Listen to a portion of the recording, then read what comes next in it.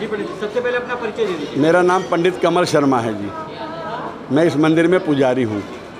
पंडित जी, कब से आप पुजारी हो? इस मंदिर की विशेषता क्या है? इस मंदिर की विशेषता ये है जी, ये ठाकुर जी का जो श्री विग्रह है, इसको देख करके आपको ये लगेगा कि आप मथुरा वृंदावन के ठाकुर जी के दर्शन कर रहे हैं। और ये लगभग 400 साल से भी पुराना मंदिर है ये।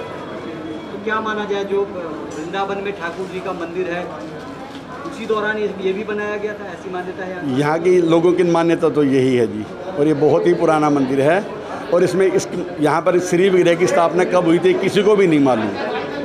बहुत पुराना मंदिर है ठाकुर जी का। जी, बात करें आज के जन्माष्टमी की, कोरोना के चलते क्या क्या आप लोगों ने यहाँ व्यवस्था की है, क्या क्या यहाँ पर प्रिकॉशन ले रहे हैं? हमने यहाँ पर जो सोशल डिस्टेंसिंग के जगह जगह हमने संकेत लगाए हुए हैं और हमने सैनिटाइजर का किया हुआ है। हमने लोगों को बुखार चेक करने के लिए सारी व्यवस्थाएं की हुई है।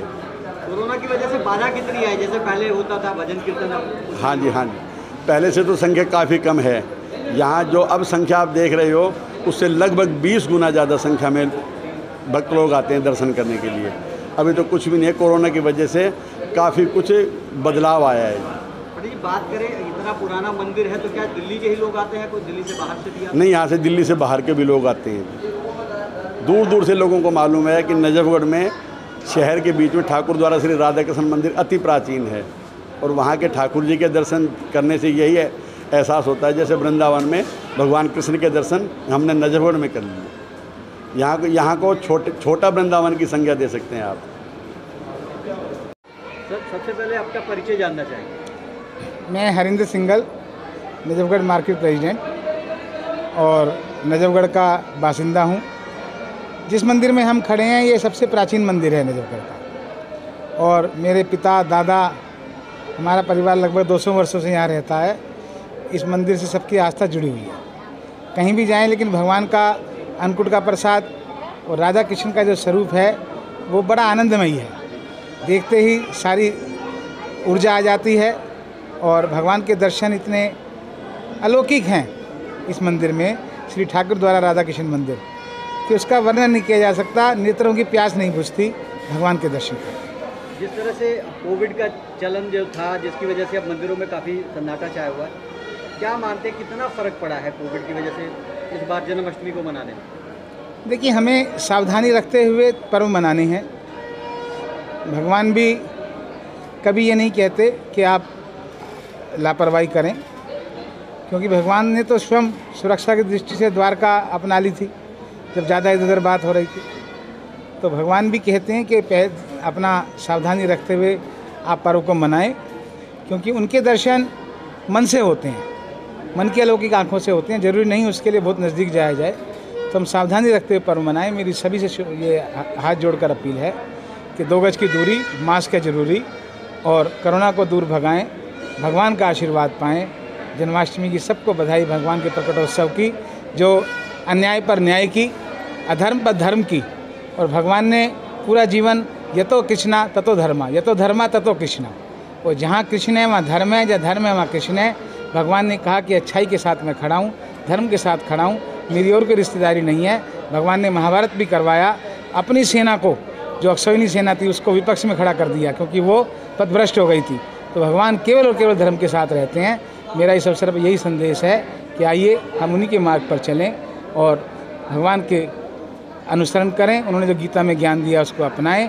आज भगवान प्रकट होंगे, फिर से हम सब लोगों को एक ऊर्जा मिलेगी और अन्याय पर न्याय की विजय होगी। बहुत बहुत धन्यवाद। प्रधान जी, सबसे पहले अपना परिचय दे दीजिए। मैं जगदीश पालीवाल, अपने मंदिर की मैनेजमेंट कमेटी का प्रधान हूँ। ये हमारे श्री भगवान जी हैं, ये हमारे मंदिर के जनरल सेक्रेटरी हैं। और ये मंदिर जो है नजफगढ़ इसी इलाके का 500 साल पुराना मंदिर है ये। और यहाँ पे जो भगवान की मूर्ति है, श्री विग्रह लगे हुए श्री विग्रह जो हैं वो तमाम दिल्ली के अंदर कहीं नहीं है ऐसे। जितने मतलब बिल्कुल जो वृंदावन की जो मूर्त है बिल्कुल वैसे ही। दूसरा, इस मंदिर का एक ख़ास चीज़ ये कि यहाँ पे जो हनुमान जी की जो मूर्तियाँ लगी हुई हैं, तो यमुना बाज़ार के ये मूर्तियाँ जो है इकट्ठी लाई गई थी।